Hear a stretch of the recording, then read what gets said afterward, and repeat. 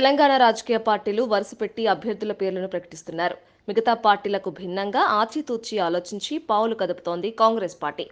తెలంగాణ రాష్ట్ర వ్యాప్తంగా మొత్తం 17 ఎంపీ స్థానాలకు గాను 8 స్థానాలకు అభ్యర్థుల్ని ప్రకటించాల్సి ఉంది.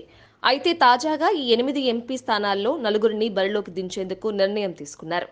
మరో 4 ఎంపీ స్థానాల అభ్యర్థుల ఎంపికను పెండింగ్లో పెట్టారు కాంగ్రెస్ హైకమాండ్. తాజాగా ఎంపికైన నలుగురు ఎంపీ అభ్యర్థులను పరిశీలిస్తే 1 నిజామాబాద్ నుంచి జీవన్ రెడ్డి, 2 మెదక్ నుంచి నీలం మధుముదిరాజ్, 3 ఆదిలాబాద్ నుంచి ఆత్రం సుగుణ, ఇకపోతే 4 భువనగిరి నుంచి చామల కిరణ్ కుమార్ రెడ్డి.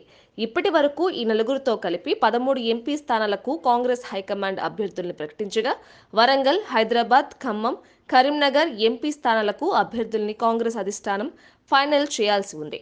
ఢిల్లీలో జరిగిన కాంగ్రెస్ పార్టీ సమావేశంలో అభ్యర్థుల ఎంపిక మీద ఏఐసీసీ పెద్దలు చర్చలు జరిపి సరియైన నిర్ణయం తీసుకుంటున్నట్లుగా వార్తలు వినిపిస్తున్నాయి.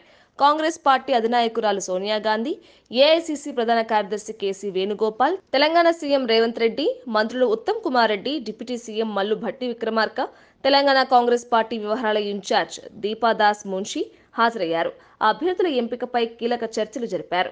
గంటల పాటు జరిగిన ఈ భేటీ అనంతరం తెలంగాణలోని మరో 4 ఎంపీ నియోజకవర్గ అభ్యర్థుల్ని ఎంపిక చేస్తూ అధికారిక ప్రకటన విడుదల చేశారు కాంగ్రెస్ హైకమాండ్ పెద్దలు.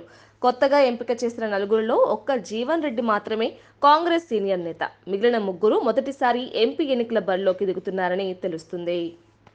మరిన్ని అప్డేట్స్ కోసం మా కాయ్ టీవీని సబ్స్క్రైబ్ చేసుకోండి. మా వీడియో కనుక మీకు నచ్చినట్లయితే లైక్ చేయండి, షేర్ చేయండి. మీ విలువైన అభిప్రాయాలను కామెంట్ బాక్స్లో తెలియజేయండి.